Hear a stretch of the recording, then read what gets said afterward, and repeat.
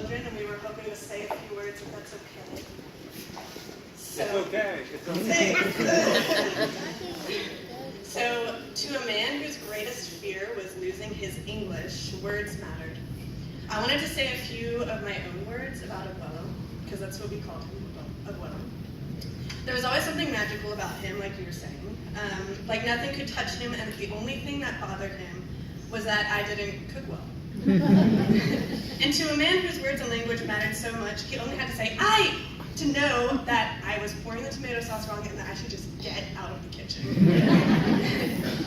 Sometimes he used more than just one word to express himself, like the time I left the price tags on the soles of these shoes, actually, at my rehearsal dinner, and I face planted in a skin-tight white dress, these heels, the tallest I have ever worn, by the way, and right after, I was really embarrassed, so I ran out of the room, and Abuelo called me over and he goes, "Rachel."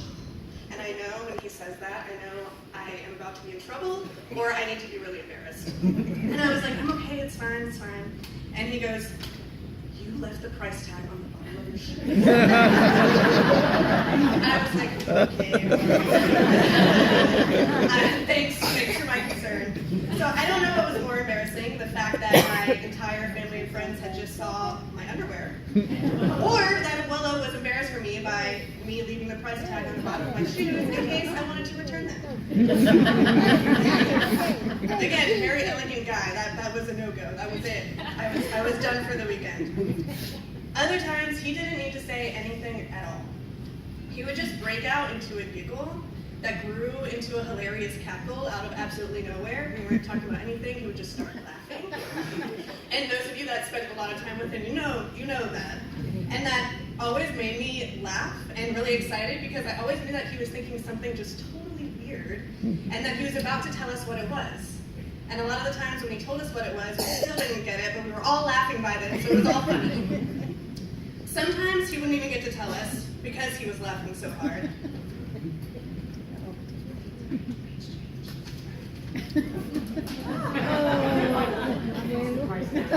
Yeah, the price tags, I took them off. I'll never forget the power he had to affect a room without saying anything. At my wedding, he was a beautiful bride. If you were in the planning process, you know. He planned the most spectacular centerpieces and decor, even though he wasn't entirely sold on my Lord of the Rings theme. There was even, I'm going to break script for a second and talk about the one time that I wanted to number the invitations, and he, of course, that's the dumbest thing I've ever heard, but it was great because a lot of people don't write their names on the invitations, so anyway. Even though he used a lot of words to express all of his emotions, which ranged from a lot of things, in English and in Spanish, or he went back and forth sometimes during our planning time, I knew that even when he didn't like my ideas, he would simply roll his eyes, but then he would still make it happen the way we had talked about, because he still got his point across, but he knew that he wanted to make us all happy, which was the point. Dating back even further to my bat mitzvah at age 13, Abuelo, part of him thought he was Jewish, sometimes. More stories on that, but Abuelo sat in the front row and he cried, he bawled the entire 2.5-hour ceremony because he was so proud of me and that I was going into womanhood at age 13 with braces. He didn't need to speak and he didn't care that literally everyone in the synagogue could see him crying. He just needed to express his feelings. He even signed my little book that I had for my bat mitzvah, Abuelo, the Town Crier. I'm pretty sure there's still a teardrop there.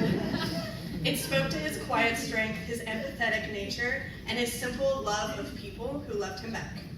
He radiated love, and he will leave a very large void in our lives.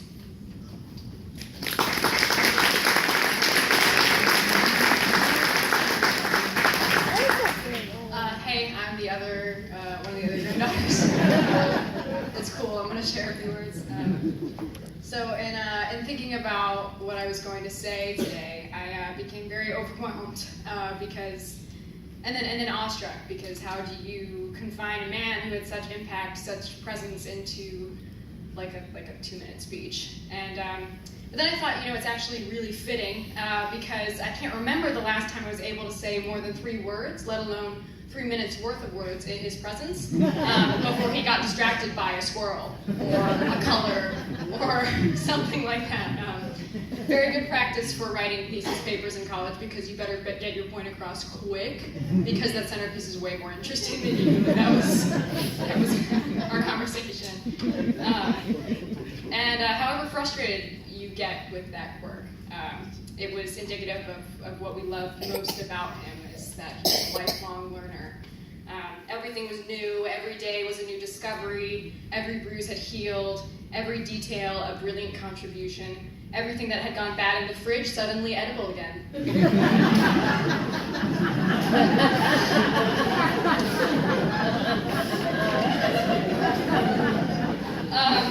So I was reading this book the other day, and it was it's like a philosophical discussion on evil, and a part of the book is citing examples from literature and pulling it apart. And a common thread the author describes for evil characters is their self-absorption.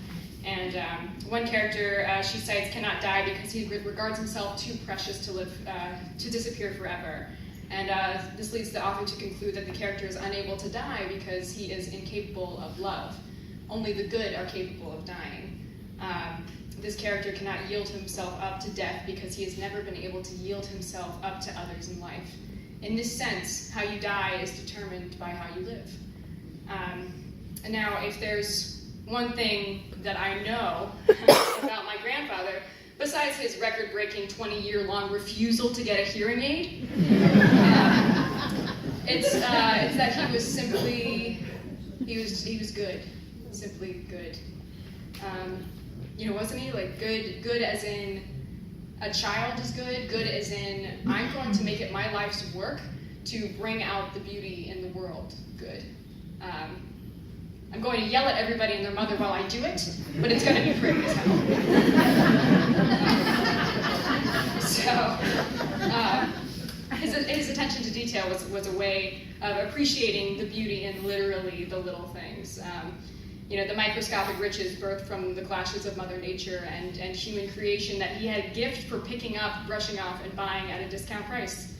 So, reading that passage in that book is, as grim as it was, it's actually very comforting, because I know that if what lies beyond for him, whether it's reincarnation, the afterlife, some type of heaven where he has infinite grandchildren he can yell at to rearrange furniture, then if that is informed by the way that he loved and the way that he cared and the way that he gave, he's going to be just fine. So, thank you.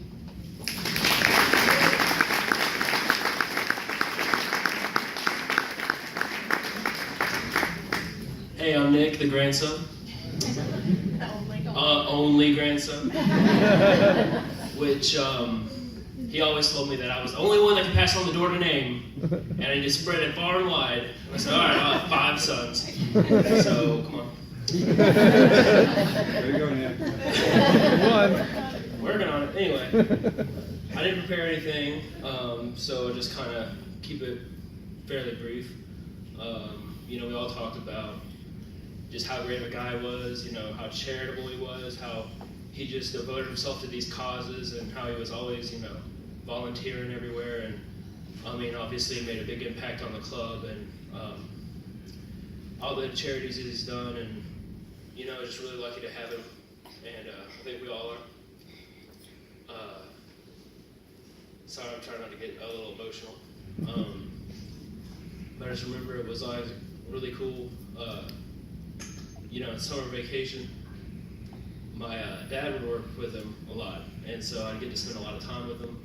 And it's just amazing how many people just love him. We said that like 10 times already, but just, he knows so many people, and I'm like, I don't know any of these people. But, just everybody loves him, and he's just a great guy, and it's just like a really big inspiration for, anybody that knows him. And so, we just gotta cherish the memories and,